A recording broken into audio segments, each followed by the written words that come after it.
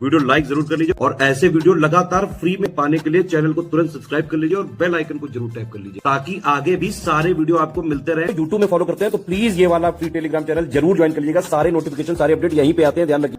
अगर आप paid course में इंटरेस्टेड हैं तो इन दिए गए नंबर्स पे कॉल या मैसेज करके भी जानकारी ले सकते हैं, या फिर गूगल प्ले स्टोर से आप अपना ऐप डाउनलोड कर सकते हैं स्टडी फॉर सिविल सर्विसेज का, जिससे आप अपने कोर्स को आसानी से परचेज कर पाएंगे। तो सामान्य सी जानकारी रही आपके कोर्स से रिलेटेड। इसके साथ साथ चलिए आज की अपनी क्लास स्टार्ट करते हैं। आज का फर्स्ट क्वेश्चन है, निम्नलिखित कथनों पर विचार करें। पहला, लाल बहादुर शास्त्री स्मारक संग्रहालय लखनऊ में है। सेकंड, अंतर्राष्ट्रीय राम कथा संग्रहालय और आर्ट गैलरी अयोध्या में है। थर्ड, डॉक्टर भीमराव जी अम्बेडकर संग्रहालय और पुस्तकालय रामपुर में है। और फोर्थ है, कालका बिंदा दिन महाराज की ड्योढ़ी और कथक संग्रहालय वाराणसी में है। अब इनमें से कौन से पेयर करेक्ट है ये बताना है।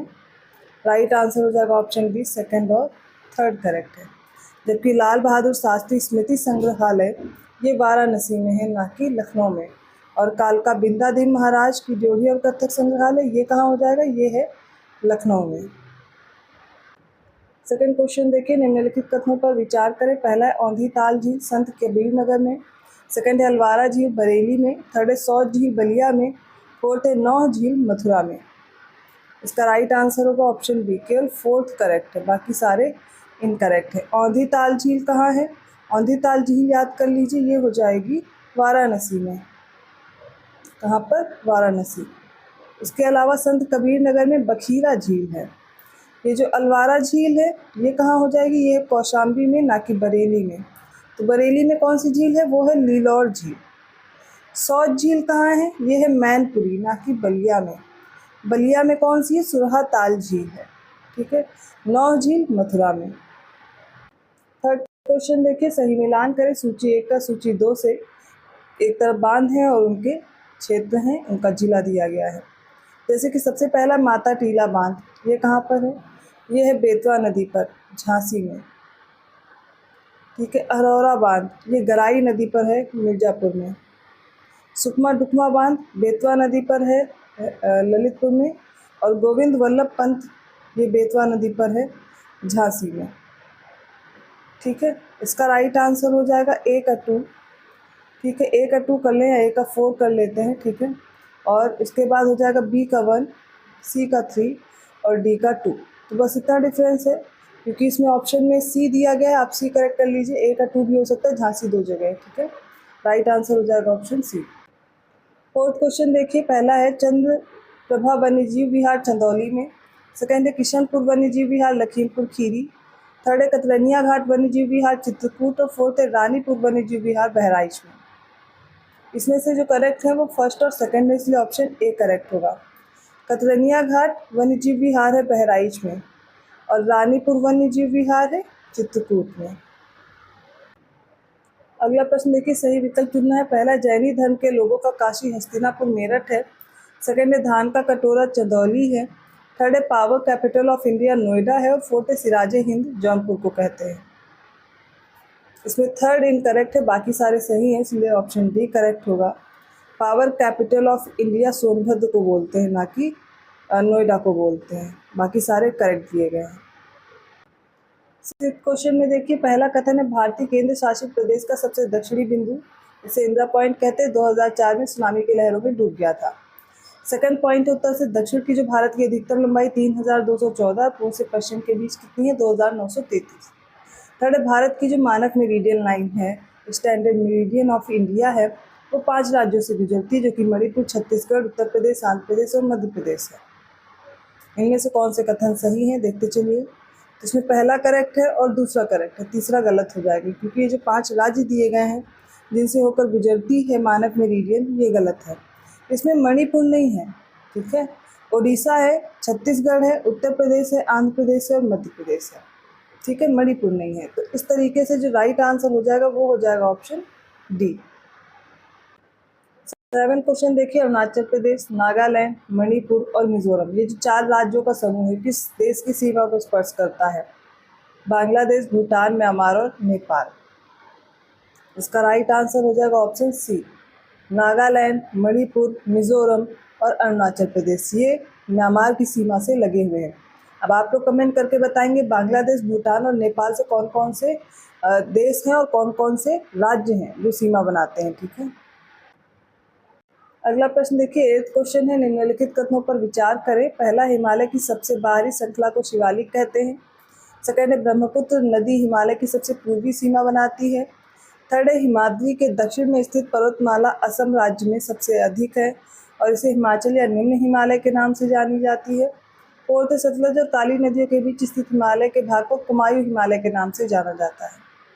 इसका करेक्ट आंसर हो जाएगा ऑप्शन डी। ऑप्शन डी क्यों? क्योंकि सारे स्टेटमेंट करेक्ट हैं। 9th क्वेश्चन देखिए, पहला कथन है, महाद्वीपीय विस्थापन के अनुसार भारतीय स्थल पिंड गोंडवाना लैंड का भाग है। सेकंड है, केरल का कुट्टानाड भारत का न्यूनतम ऊंचाई वाला क्षेत्र है। थर्ड है, काली तथा तिस्ता नदियों के बीच स्थित हिमालय के भाग को असम हिमालय के नाम से जानते हैं।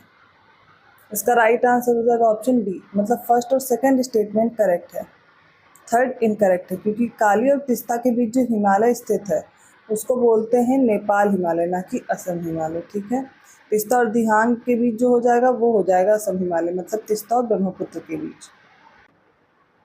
10th क्वेश्चन देखिए, निम्नलिखित कथनों पर विचार करें। पहला कथन है, विश्व की सबसे अधिक तीव्र ढाल वाली चोटी राकापोशी, ये ट्रांस हिमालय पर है। सेकंड है, जवादी पहाड़ियाँ तमिलनाडु राज्य के उत्तरी आरकोट जिले में स्थित हैं। थर्ड है, नीलगिरी पर्वत श्रृंखला तमिलनाडु, केरल और आंध्र प्रदेश राज्यों में फैली है। फोर्थ है, गडजात पहाड़ियाँ उड़ीसा राज्य में स्थित हैं, जहाँ टोडा जनजाति निवास करती है। इसका राइट आंसर होगा ऑप्शन ए। थर्ड और फोर्थ स्टेटमेंट इनकरेक्ट है, बाकी फर्स्ट और सेकंड करेक्ट दिया गया है। नीलगिरी की जो पर्वत श्रृंखला है वो तमिलनाडु, केरल और कर्नाटक राज्य में फैली है, ना कि आंध्र प्रदेश में। और जो गडजात पहाड़ियाँ हैं ये उड़ीसा राज्य में स्थित हैं, जहाँ पर गोंड जनजाति निवास करती, ना कि टोडा। 11th क्वेश्चन देख लेते। पहला स्टेटमेंट है, नीलगिरी पहाड़ियाँ भारतीय प्रायद्वीप के पूर्वी घाट और पश्चिमी घाट के मिलन बिंदु पर है। सेकंड है, नाईमुदी दक्षिण भारत की और पश्चिमी घाट दोनों की सर्वोच्च चोटी है। थर्ड है, प्रायद्वीपीय पठार भारत के विशाल क्षेत्र में एक मेज की आकृति वाला स्थल है जो पुरानी क्रिस्टलीय आग्नेय और रूपांतरित शैलों से बना है। फोर्थ है, अरावली अवशिष्ट एक प्रकार के अवशिष्ट वलित पर्वत का उदाहरण है। क्योंकि सारे स्टेटमेंट करेक्ट हैं इसलिए ऑप्शन यहाँ पर जो करेक्ट होगा वो हो जाएगा ऑप्शन बी। 12th क्वेश्चन देखिए, पहला कथन है, बोमपुका द्वीप जिसे पोहाट के नाम से जाना जाता है भारत के अंडमान और निकोबार द्वीप समूह में एक द्वीप है। सेकंड है, डंकन पास दक्षिणी में अंडमान और लघु अंडमान के बीच स्थित है। थर्ड है, बैरन द्वीप बंगाल की खाड़ी के अंडमान सागर में पोर्ट ब्लेयर से 135 किलोमीटर दूर उत्तर पूर्व में स्थित है। करेक्ट आंसर क्या है? ऑप्शन सी है। 13th क्वेश्चन है, इसमें देखिए लक्षद्वीप का सबसे दक्षिणी द्वीप मिनिकॉय है जो 9 डिग्री चैनल से बाकी द्वीपों से सेपरेट होता है। सेकंड है, लक्षद्वीप और मालदीव, ये 8 डिग्री चैनल से अलग होते हैं। थर्ड है, सालसेट द्वीप भारत के पश्चिमी तटीय महाराष्ट्र राज्य में स्थित है, मुंबई और ठाणे शहर इसी द्वीप पर स्थित है। राइट आंसर है ऑप्शन सी, तीनों करेक्ट हैं। अब इस प्रश्न में बताना है गलत विकल्प कौन सा। पहला, खरवार जनजाति उत्तर प्रदेश के देवरिया, बलिया, गाजीपुर, वाराणसी और सोनभद्र जिलों में निवास करती है।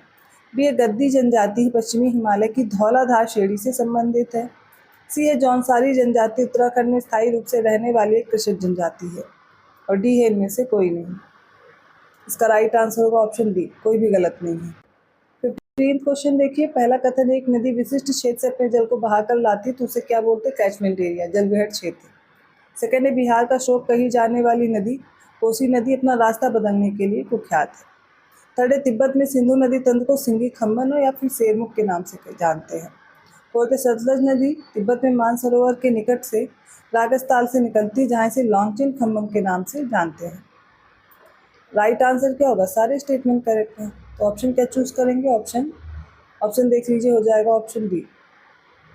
16th क्वेश्चन देख लीजिए, पहला स्टेटमेंट है, सिंधु नदी अरुणाचल प्रदेश के सादिया शहर के पश्चिम में भारत में प्रवेश करती है। सिंधु नदी के बारे में बोले। यमुना नदी गंगा की सबसे पश्चिमी और सबसे लंबी सहायक नदी है। थर्ड, देवप्रयाग में भागीरथी अलकनंदा से मिलती है, उसके बाद गंगा नदी कहलाती है।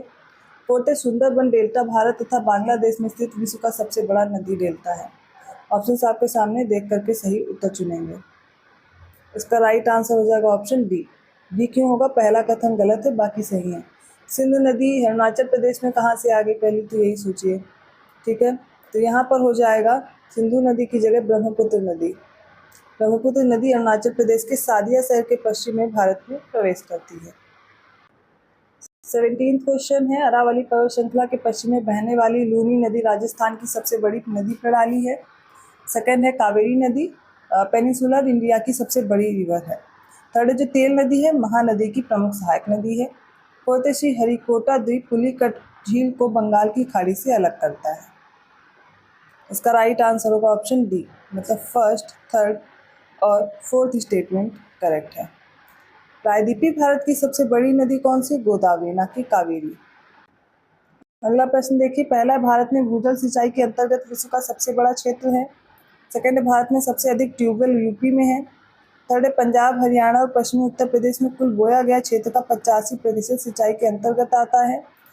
फोर्थ है 26 दिसंबर 2004 को सुनामी के जवाब में भारत सरकार ने पृथ्वी विज्ञान मंत्रालय के तहत भारतीय राष्ट्रीय महासागर सूचना सेवा केंद्र हैदराबाद में भारतीय सुनामी प्रारंभिक चेतावनी केंद्र की स्थापना की थी।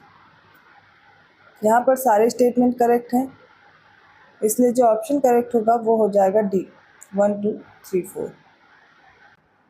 अगला प्रश्न है, निम्नलिखित में से कौन सी मृदा प्रतिशत की दृष्टि से भारत में सबसे अधिक पाई जाती है? जलोढ़, लाल, काली या लेटेराइट। इसका राइट आंसर हो जाएगा ऑप्शन है एलुवियल सॉइल या फिर जलोढ़ मृदा। 43.4% के एरिया में पाई जाती है भारत के कुल क्षेत्र में। जो फिर सेकंड नंबर पे आएगी वो हो जाएगी लाल मिट्टी 18.6% एरिया पर। थर्ड नंबर पर काली मृदा हो जाएगी 15.2% के एरिया पर, और फिर है लेटेराइट जो कि 3.7% एरिया कवर करती है। अगला प्रश्न देखिए, पहला कथन है उष्णकटिबंधीय सदाबहार और अर्ध सदाबहार वन पश्चिमी घाट के पश्चिमी ढलानों, उत्तर पूर्वी क्षेत्र की पहाड़ियों और अंडमान और निकोबार द्वीप समूह में पाए जाते हैं। सेकेंड है उष्णकटिबंधीय पर्णपाती वन उत्तर पूर्वी राज्यों और हिमालय की तलछटी पश्चिमी घाट और उड़ीसा के पूर्वी ढलानों में पाए जाते हैं। थर्ड है उष्णकटिबंधीय कांटेदार वन ट्रॉपिकल थॉर्नी फॉरेस्ट की बात हो रही है, दक्षिण पश्चिमी पंजाब, हरियाणा, राजस्थान, गुजरात, एमपी और यूपी के अर्धशुष्क क्षेत्रों में पाए जाते हैं।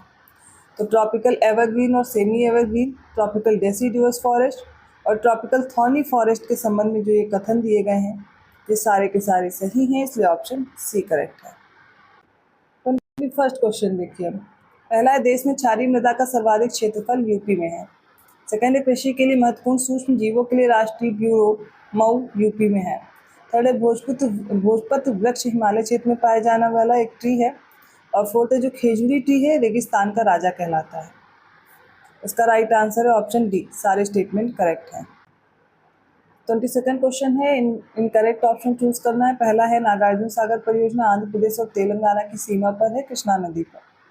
सेकंड है इडुक्की बांध परियोजना केरल और पेरियार नदी पर, केरल में पेरियार नदी पर। सी है टेहरी बांध परियोजना जो कि उत्तराखंड में है, भागीरथी और भिलांगना नदियों के संगम पर। थर्ड बगलीहार, फोर्थ है बगलीहार जल विद्युत परियोजना हिमाचल प्रदेश में चिनाब नदी पर।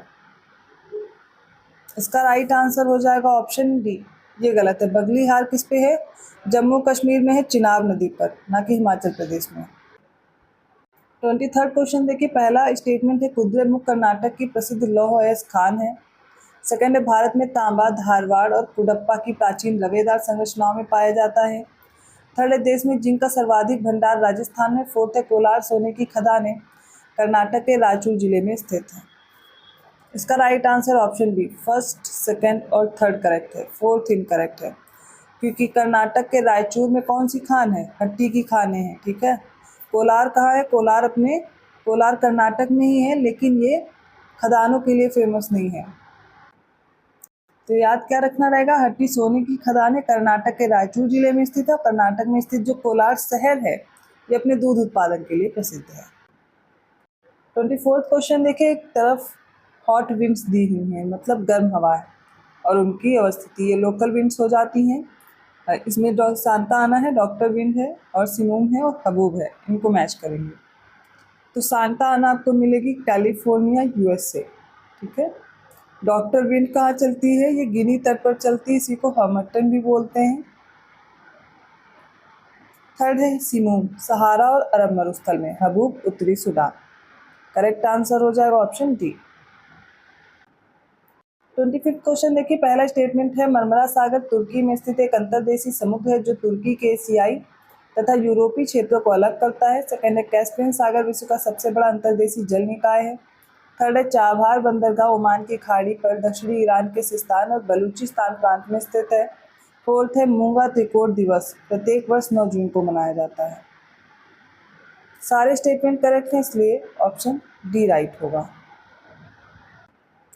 26 क्वेश्चन देखते हैं। पहला स्टेटमेंट है जो 42nd अमेंडमेंट हुआ 1976 में, इससे समाजवादी, धर्मनिरपेक्ष और अखंडता शब्द ये प्रस्तावना में जोड़े गए। फिर सेकंड है 44th अमेंडमेंट 1978 का संपत्ति के अधिकार को मौलिक अधिकार की सूची से हटाया गया। थर्ड है 101st अमेंडमेंट एक्ट, ठीक है, इसके जरिए से 2016 में वस्तु और सेवा कर अर्थात जो GST है उसका परिचय कराया गया। इसका राइट आंसर हो जाएगा ऑप्शन सी, तीनों करेक्ट है। 27 क्वेश्चन है। पहला 10वीं अनुसूची के 52वें संवैधानिक संशोधन अधिनियम ये 1985 में जोड़ा गया दल बदल विरोधी कानून के रूप में। सेकंड है जो 11वीं अनुसूची पंचायत की शक्तियों, प्राधिकार और जिम्मेदारियों से संबंधित है और इसको 29 विषय दिए गए हैं। थर्ड है 12वीं अनुसूची में नगर पालिकाओं से संबंधित प्रावधान है और 18 विषय इसमें शामिल है। राइट आंसर होगा ऑप्शन सी, तीनों करेक्ट है। 28वां प्रश्न है सही विकल्प चुनें। ऑप्शन ए 360, आर्टिकल 360 में वित्तीय आपातकाल के संबंध में प्रावधान है। सेकंड है आर्टिकल 338, इसमें राष्ट्रीय अनुसूचित जनजाति आयोग है। आर्टिकल 331 राज्यसभा में एंग्लो इंडियन समुदाय का प्रतिनिधित्व है। आर्टिकल 312 संघ और राज्यों के लिए लोक सेवा आयोग का गठन दिया गया। इसका राइट आंसर हो जाएगा ऑप्शन ए, आर्टिकल 360 में वित्तीय आपातकाल के संबंध में प्रावधान दिए गए हैं। तो आर्टिकल 338 में क्या है, यहाँ पर राष्ट्रीय अनुसूचित जाति आयोग होगा, ना कि जनजाति आयोग। तो राष्ट्रीय अनुसूचित जनजाति आयोग जो है उसके लिए आर्टिकल हो जाएगा 338A, ठीक है। आर्टिकल 331 किससे रिलेटेड है, लोकसभा में आंग्ल भारतीय समुदाय का प्रतिनिधित्व, ठीक है। ये किस में है, आर्टिकल 331 में, लेकिन यहाँ पे राज्यसभा नहीं होगा, ये तो लोकसभा होगा, ठीक है। राष्ट्रीय पिछड़ा वर्ग आयोग भी याद कर लीजिए 338B में आएगा। अगला है आर्टिकल 312, इसमें अखिल भारतीय सेवाएं दी गई हैं, ठीक है, अखिल भारतीय सेवाएं। तो संघ और राज्यों के लिए लोक सेवा आयोग आर्टिकल 315 में है। अगला प्रश्न देखिए, सही कथनों को चुनना है। पहला आर्टिकल 170 विधान परिषदों की संरचना, आर्टिकल 176 राज्य का महाधिवक्ता, आर्टिकल 124 राष्ट्रीय न्यायिक नियुक्ति आयोग और आर्टिकल 110 धन विधेयक की परिभाषा। एक एक करके देखते हैं। इसका राइट आंसर होगा ऑप्शन डी, केवल 4th करेक्ट है, बाकी सारे गलत हैं। अब देखते हैं एक एक करके। जो विधान परिषदों की संरचना है वो आर्टिकल 171 में है। आर्टिकल 170 में विधानसभाओं की संरचना है। आर्टिकल 176 जो है वो राज्यपाल का विशेष अभिभाषण है। राज्य का महाधिवक्ता आर्टिकल 165 में है। राष्ट्रीय न्यायिक नियुक्ति आयोग आर्टिकल 124A में है। 124 में उच्चतम न्यायालय की स्थापना और गठन दिया गया है, बाकी करेक्ट है। अगला प्रश्न देखिए, पहला कथन है आर्टिकल 213, इसके अनुसार जब राज्य विधानमंडल का सत्र ना चल रहा हो तो राज्यपाल अध्यादेश जारी कर सकता है। फिर सेकंड है राज्यपाल राज्य विधानसभा का अभिन्न अंग होता है और राज्यपाल के पास राज्य विधानसभा के सत्र को बुलाने या स्थगित करने और भंग करने की शक्ति है। थर्ड है राज्यपाल राज्य विधान परिषद के कुल सदस्यों का 1/10 भाग मनोनीत करते हैं। इसमें से जो करेक्ट आंसर है वो ऑप्शन ए है। फर्स्ट और सेकंड करेक्ट है, थर्ड इनकरेक्ट है, क्योंकि मनोनीत करते हैं 1/6 सदस्यों को, ठीक है, 1/6 मेंबर्स को, ना कि 1/10। 31st क्वेश्चन देखिए, पहला कथन है सर्वोच्च न्यायालय को भारतीय संविधान का संरक्षक तथा अभिभावक कहा जाता है।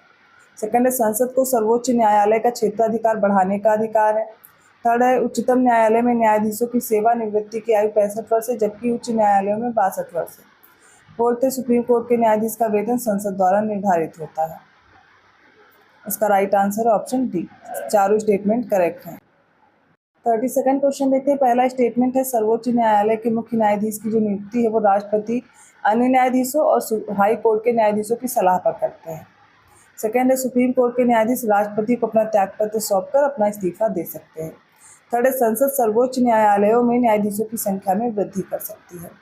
फोर्थ है संविधान में सर्वोच्च न्यायालय के न्यायाधीश पद के लिए जो न्यूनतम आयु है वो 30 वर्ष घोषित की गई है।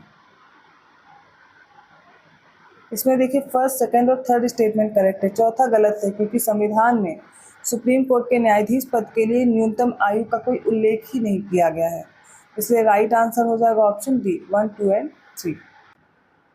33rd क्वेश्चन देख लेते हैं। पहला स्टेटमेंट है स्वास्थ्य और परिवार कल्याण समिति लोकसभा के अधीन ना होकर राज्यसभा के अधीन है। सेकेंड है सुप्रीम कोर्ट को देश की किसी भी अदालत में लंबित मामले को अन्यत्र भेजने का अधिकार है। थर्ड है केशवानंद भारती मामले में सर्वोच्च न्यायालय ने संविधान की मूल संरचना के सिद्धांत को प्रतिपादित किया था। फोर्थ है जम्मू और कश्मीर के उपराज्यपाल की नियुक्ति भारत का राष्ट्रपति करता है। इसमें सारे स्टेटमेंट करेक्ट हैं, इसलिए ऑप्शन डी राइट है। 34th क्वेश्चन देखिए। पहला स्टेटमेंट है संविधान का आर्टिकल है 164(1). इसके अनुसार मुख्यमंत्री की जो नियुक्ति है वो राज्यपाल द्वारा की जाएगी और मंत्रियों की नियुक्ति राज्यपाल द्वारा मुख्यमंत्री की सलाह पर की जाएगी। फिर आर्टिकल 201 इसके तहत राष्ट्रपति ऐसे आरक्षित विधेयक पर विचार करता है जो और अपनी सहमति देता है या रोक लेता है, ठीक है। और थर्ड है सरोजनी नायडू की याद में हर साल 13 फरवरी को राष्ट्रीय महिला दिवस मनाया जाता है। ऑप्शन आपके सामने है और राइट आंसर होगा ऑप्शन सी, तीनों स्टेटमेंट करेक्ट है। 35th क्वेश्चन है गलत विकल्प चुनना है। पहला, यदि किसी प्रश्न पर और पक्ष और विपक्ष में बराबर वोट पड़ते हैं तो विधानसभा अध्यक्ष निर्णायक मत देता है। सेकेंड है 84th कॉन्स्टिट्यूशनल अमेंडमेंट 2002 के अनुसार 2026 तक राज्य विधानसभाओं की संख्या यथावत रहेगी। सी, अनुच्छेद 332 के तहत जनसंख्या के आधार पर विधानसभाओं में अनुसूचित जाति और अनुसूचित जनजाति की सीटें आरक्षित करने का प्रावधान है और ऑप्शन डी है इनमें से कोई नहीं। राइट आंसर ऑप्शन डी, कोई भी कथन गलत नहीं है। 36 क्वेश्चन में इनकरेक्ट ऑप्शन चूज करना है। पहला है लोकसभा और राज्य विधानसभाओं को भंग किया जा सकता है लेकिन समाप्त नहीं कर सकते। फिर बी है केंद्र के साथ साथ राज्यों के वित्तीय खातों को नियंत्रित करने का कार्य भारत के नियंत्रक और महालेखा परीक्षक द्वारा संचालित किया जाता है। थर्ड है राष्ट्रीय विकास परिषद की बैठक में मुख्यमंत्री की भागीदारी एक संवैधानिक कर्तव्य है। डी है संविधान के अनुच्छेद 198 क्लॉज 1 के अनुसार धन विधेयक विधान परिषद में पेश नहीं किया जाएगा। इनमें बताना है कौन से ऑप्शंस करेक्ट इनकरेक्ट है। इसका राइट आंसर होगा ऑप्शन सी, गलत है, क्योंकि राष्ट्रीय विकास परिषद की बैठक में मुख्यमंत्री की जो भागीदारी वो एक तरह का प्रशासनिक कर्तव्य है, ठीक है, ना कि संवैधानिक कर्तव्य। 37 क्वेश्चन देख लेते हैं। पहला स्टेटमेंट है विधानसभा के सदस्यों के विपरीत विधान परिषद के सदस्य अप्रत्यक्ष रूप से चुने जाते हैं। सेकंड है विधान परिषद में अधिकतम संख्या विधानसभा की 1/3 तथा न्यूनतम संख्या 40 निर्धारित है। थर्ड है विधान परिषद की वास्तविक संख्या का निर्धारण संसद द्वारा किया जाता है। फोर्थ है विधान परिषद एक स्थायी सदन है, इसके सदस्यों का कार्यकाल 6 वर्ष रहता है। राइट आंसर है ऑप्शन डी, सारे स्टेटमेंट करेक्ट है। 38 क्वेश्चन देखिए। केंद्रीय बजट 2024-25 के संदर्भ में गलत विकल्प चुनना है, ठीक है। पहला, पूर्वोत्तर क्षेत्र में इंडिया पोस्ट पेमेंट बैंक की 100 से अधिक शाखाएं स्थापित की जाएंगी। सेकेंड है महिलाओं और लड़कियों को लाभ पहुंचाने वाली योजनाओं के लिए रुपए 3 लाख करोड़ से अधिक का आवंटन किया गया है। थर्ड है भारत की आर्थिक वृद्धि को शानदार अपवाद के रूप में वर्णित किया गया है। और फोर्थ है आंध्र प्रदेश के लिए रुपए 15,000 करोड़ की विशेष वित्तीय सहायता प्रदान की गई है। इनमें से इनकरेक्ट पूछा है तो कोई भी कथन इनकरेक्ट नहीं है, सारे सही दिए गए हैं। यहाँ पर ऐसा कोई ऑप्शन भी नहीं है, तो यहाँ पर ये गलत हटा दीजिए। तो राइट आंसर क्या हो जाएगा ऑप्शन डी, सारे विकल्प सही हैं। 39th क्वेश्चन देखिए। पहला है शारदा मणि मुखोपाध्याय जिन्हें शारदा देवी के नाम से जाना जाता है, इनका विवाह 1859 ईस्वी में रामकृष्ण परमहंस से हुआ था। सेकेंड है 1877 ईस्वी में आर्य समाज का मुख्यालय लाहौर में स्थापित किया गया, जिसके बाद आर्य समाज को और अधिक प्रचार मिला था। थर्ड है बम्बई के एक पत्रकार बाल शास्त्री जंभेकर ने 1832 में साप्ताहिक पत्र दर्पण का प्रकाशन शुरू किया। इसका राइट आंसर ऑप्शन डी, तीनों स्टेटमेंट करेक्ट है। 40वां प्रश्न है। पहला है आर्टिकल 226, इसके तहत जो हाई कोर्ट है इसको मौलिक अधिकारों के लिए रिट जारी करने की शक्ति प्राप्त है। सेकंड आर्टिकल 223, उच्च न्यायालय के मुख्य न्यायाधीश का पद अगर रिक्त हो गया है या होने की स्थिति में राष्ट्रपति कार्यवाहक मुख्य न्यायाधीश की नियुक्ति करते हैं। थर्ड, उच्च न्यायालय के न्यायाधीश राष्ट्रपति को संबोधित करके अपना त्यागपत्र दे सकते हैं। और फोर्थ, विधान परिषद का सदस्य निर्वाचित होने के लिए 30 वर्ष की आयु आवश्यक है। इसका राइट आंसर हो जाएगा ऑप्शन डी, सारे स्टेटमेंट करेक्ट है। 41st क्वेश्चन देखिए। पहला कथन है यदि राज्य विधानमंडल का कोई सदस्य लगातार 60 दिनों तक बिना अनुमति के सदन की बैठकों में अनुपस्थित रहता है तो उसकी सदस्यता समाप्त की जा सकती है। सेकंड है अनुच्छेद 173(4) के अनुसार विधान परिषद के सदस्यों का चुनाव अप्रत्यक्ष रूप से अनुपातिक प्रतिनिधित्व प्रणाली के तहत एकल संक्रमणीय मत द्वारा किया जाता है। थर्ड है 99th अमेंडमेंट 2014 और राष्ट्रीय न्यायिक नियुक्ति आयोग 2014। इनके द्वारा सर्वोच्च न्यायालय और उच्च न्यायालयों के न्यायाधीशों की नियुक्ति के लिए काम करने वाली कॉलेजियम प्रणाली का स्थान एक नई संस्था राष्ट्रीय न्यायिक नियुक्ति आयोग ने ले लिया है। इनमें से बताना है कौन सा विकल्प सही होगा। इसका राइट आंसर होगा ऑप्शन बी। ऑप्शन बी मतलब सेकंड स्टेटमेंट छोड़ करके फर्स्ट और सेकंड करेक्ट है। यहाँ पर आर्टिकल गलत दिया गया, आर्टिकल हो जाएगा 171 क्लॉज 4। तो राइट आंसर क्या है? Option B. अगले प्रश्न में गलत विकल्प चुनना है। पहला, ग्राम न्यायालय अधिनियम 2008 के तहत ग्राम न्यायालय को दीवानी और आपराधिक दोनों मामलों की सुनवाई का अधिकार है। बी है, भारत के माननीय राष्ट्रपति ने 26 दिसंबर 2017 को हैदराबाद में न्यायिक उच्च न्यायालय को तेलंगाना और आंध्र प्रदेश राज्यों के लिए विभाजित करने का आदेश दिया था। सी है, मौलिक अधिकारों का संरक्षण सर्वोच्च न्यायालय और उच्च न्यायालय दोनों के अधिकार क्षेत्र में आता है। डी है, ग्राम न्यायालय अधिनियम 2008 की धारा 11 के तहत ग्राम न्यायालय को दीवानी और आपराधिक दोनों मामलों की सुनवाई का अधिकार है। इसमें से जो इनकरेक्ट है वो हो जाएगा ऑप्शन बी। ठीक है, हैदराबाद में न्यायिक उच्च न्यायालय को तेलंगाना और आंध्र प्रदेश राज्यों में जो विभाजित किया गया वो किया गया 26 दिसंबर 2018 को। 43rd क्वेश्चन देखिए। पहला है, राष्ट्रीय आपातकाल की घोषणा के दौरान संसद द्वारा कानून बनाकर लोकसभा के सामान्य कार्यकाल अर्थात 5 वर्ष को एक बार में 1 वर्ष के लिए बढ़ाया जा सकता है। सेकंड, राष्ट्रपति शासन का प्रस्ताव सदन द्वारा सामान्य बहुमत से पारित किया जा सकता है। थर्ड है, यदि आपातकाल के दौरान संसद का सत्र नहीं चल रहा हो तो राष्ट्रपति राज्य सूची के विषयों पर अध्यादेश भी जारी कर सकता है। और फोर्थ है, 38वें संशोधन अधिनियम 1975 ने राष्ट्रीय आपातकाल की घोषणा को न्यायिक समीक्षा से मुक्त कर दिया था। इसमें चारों स्टेटमेंट करेक्ट हैं, तो राइट आंसर हो जाएगा ऑप्शन डी। 44th क्वेश्चन देखते हैं। पहला कथन है, संविधान की छठी अनुसूची केंद्र और राज्यों के बीच शक्तियों के वितरण के बारे में जानकारी देती है। सेकंड है, संविधान के अनुच्छेद 281 क्लॉज 1 के तहत वित्त आयोग में एक अध्यक्ष और 4 अन्य सदस्य होते हैं जिन्हें राष्ट्रपति द्वारा नियुक्त किया जाता है। थर्ड है, 15वें वित्त आयोग के गठन की घोषणा 27 नवंबर 2017 को की गई थी जिसके अध्यक्ष नंद किशोर सिंह हैं। फोर्थ है, अनुच्छेद 247 के तहत संसद को अधिकार है कि वह कुछ अतिरिक्त न्यायालयों की स्थापना कर सकती है। इसमें से जो करेक्ट आंसर है वो है सी। फर्स्ट, थर्ड और फोर्थ करेक्ट है स्टेटमेंट। पहला गलत है क्योंकि आर्टिकल गलत दिया गया, आर्टिकल होगा 280 क्लॉज 1। 45th क्वेश्चन देखिए। उत्तर प्रदेश वन सर्वेक्षण रिपोर्ट के संबंध में गलत विकल्प चुनना है। पहला, कुल और प्रतिशत दोनों के हिसाब से सबसे अधिक वनावरण सोनभद्र में है। बी, कुल और प्रतिशत दोनों के हिसाब से सबसे कम वनावरण भदोही में।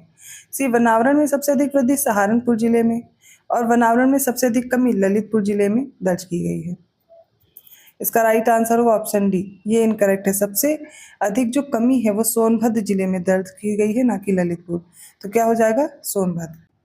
अगले प्रश्न में इनकरेक्ट ऑप्शन चूज करना है। पहला है, केंद्रीय शुष्क भूमि खेती अनुसंधान संस्थान हैदराबाद तेलंगाना में। बी है, केंद्रीय खाद्य प्रौद्योगिकी अनुसंधान संस्थान मैसूर कर्नाटक। सी है, केंद्रीय खारा जल कृषि संस्थान कटक उड़ीसा। और डी है, केंद्रीय भेड़ और ऊन अनुसंधान संस्थान टोंक जिला राजस्थान। इसमें से एक इनकरेक्ट है, वो है C, central institute of brackish water aquaculture. ये कहाँ है? चेन्नई तमिलनाडु में, ना कि कटक उड़ीसा में। 47th क्वेश्चन है। इनकरेक्ट ऑप्शन चूज करना। ऑप्शन है, कृषि विकास के लिए अंतर्राष्ट्रीय कोष वियना ऑस्ट्रिया में है। B, Amnesty International London UK में है। सी है, अंतर्राष्ट्रीय क्रिकेट परिषद दुबई यूनाइटेड अरब अमीरात में है। डी है, रेड क्रॉस की अंतर्राष्ट्रीय समिति जिनेवा स्विट्जरलैंड। इसमें से जो इनकरेक्ट है वो ऑप्शन ए है, international fund for agriculture development. ये रोम इटली में है, ना कि वियना ऑस्ट्रिया। अगला प्रश्न इनकरेक्ट ऑप्शन चूज करना है। पहला है, निरक्षरों की संख्या में सर्वाधिक कमी 1981 to 91 के दशक में दर्ज की गई। सेकेंड है, साक्षरता दर मापन 7 वर्ष और उससे अधिक आयु की कुल जनसंख्या पर किया जाता है। सी, 2011 की जनगणना के अनुसार यूपी की ग्रामीण जनसंख्या सबसे अधिक है। डी है, 2011 की जनगणना के अनुसार केरल राज्य का लिंगानुपात सबसे अधिक है। इसमें से जो इनकरेक्ट है वो हो जाएगा ऑप्शन ए, क्योंकि सर्वाधिक कमी कब देखी गई थी? वो 1991 से 2001 के बीच, तो ये गलत हो जाएगा। 49 क्वेश्चन है, गलत विकल्प चुनना है। पहला कलिंग की विजय 261 ईसा पूर्व, सेकंड है विक्रम संवत का आरंभ 58 ईसा पूर्व, सी है शक संवत का आरंभ 78 ईस्वी और डी है गुप्त साम्राज्य की स्थापना 320 ईस्वी। इसमें से जो इनकरेक्ट है वो हो जाएगा ऑप्शन बी, विक्रम संवत का जो स्टार्टिंग है या बिगनिंग है वो कब हुई, तो 57 ईसा पूर्व 57 BC। नेक्स्ट क्वेश्चन में सही विकल्प चुनना, एक तरफ राजवंश है दूसरी तरफ संस्थापक है। हरियंक वंश, इनके दिए गए महापद्म नंद, शिशुनाग वंश शिशुनाग, नंद वंश बिंबिसार और मौर्य वंश चंद्रगुप्त मौर्य। इसका right answer option C, second और फोर्थ करेक्ट है।